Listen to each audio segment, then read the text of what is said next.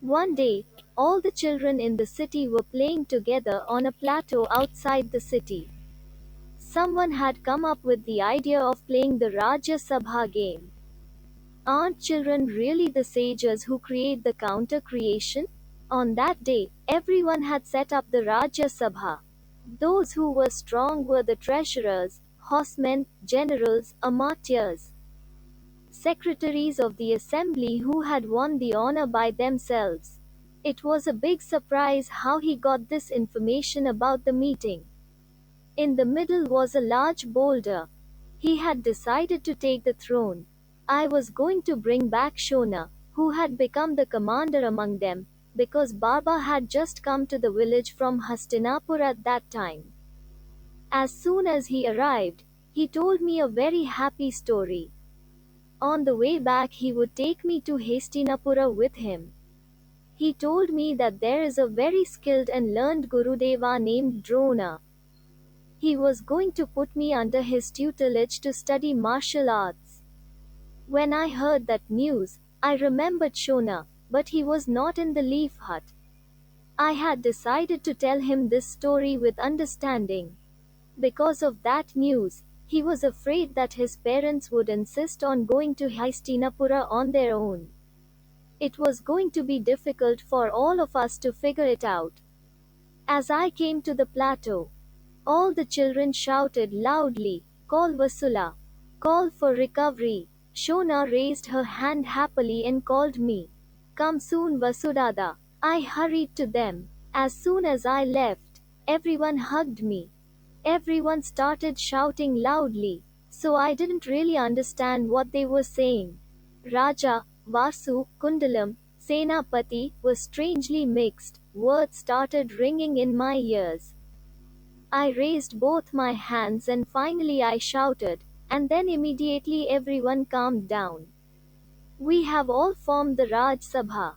We were not getting the right king alone. We have decided to make you the king because of your horoscopes," Brahmadatta said on behalf of all. Everyone shouted and responded, "Oh, but I've come to call Shona." I said, "Ah, not Shona. Senapati. And Maharaj doesn't want to go to call Senapati." Bahuket said sarcastically. "And you are the commander. Do you want to call the Maharaja by such a name? Say, oh Vasu, come here. If the commander himself starts breaking the rules, then what should the army do?" A Hardmatya Brahmadatta rebuked Shona. As I was taking a nap, they grabbed me by the rod and led me straight to the black rock. Leaning with utmost respect, Brahmadatta said, "Champanga Radhipati Vasusena Maharajas." Everyone responded to him with joy. Victory! Everyone sat down. It was not possible for me to be released now, so I said to the king, "Amatya, it is permissible to present the proceedings of the meeting before the meeting." This is what we are talking about. One of the cattle grazing next door was snatched away by the loud noise of cheering.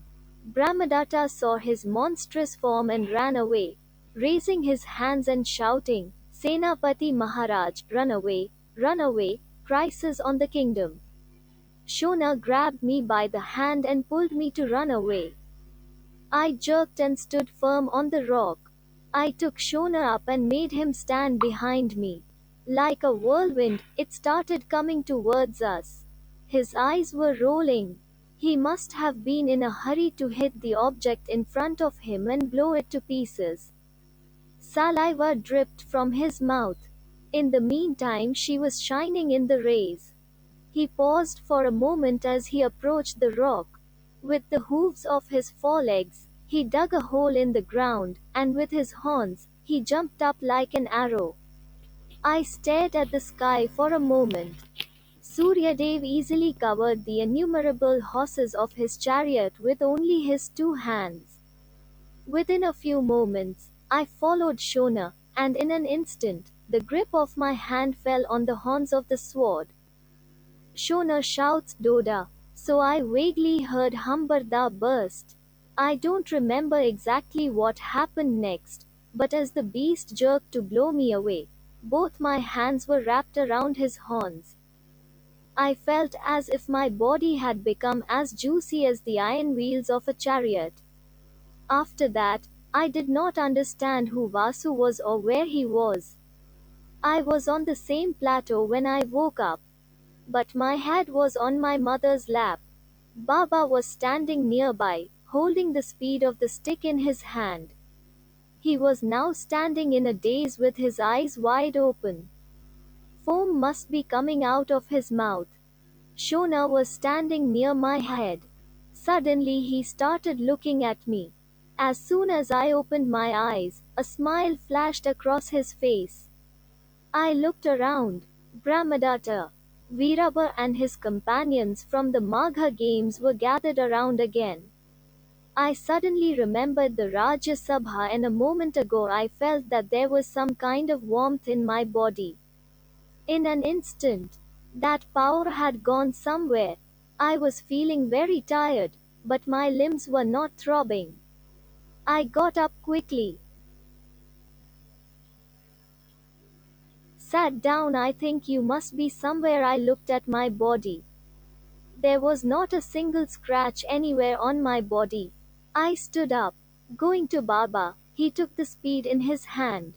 He slammed into the back of the snorting drum. His skin trembled with fear for a moment. Pulling his tail in, he flinched away from me. Gopal of that khond was standing next to him. In his hand I gave him the speed of the stick. Gopal tore his eyes, looked at me, took his knife and left. Rajya Sabha is over.